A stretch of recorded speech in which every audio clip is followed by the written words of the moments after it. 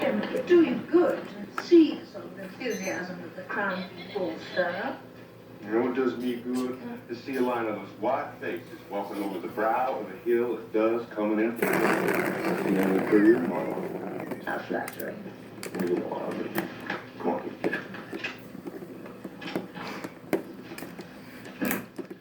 Ah, Jim, go come. Just this once. Elmer Pierce is going to be there, and he is the most respected stock judge in the entire country. Charlotte, I told you 100 times, I hate that whole stock show routine. All them damn rosettes and blue ribbons that what our ranch is headed in the wrong direction to begin with. Not afraid, are you? He might agree with me, and not with you. You out there be queen of the West, and what's that?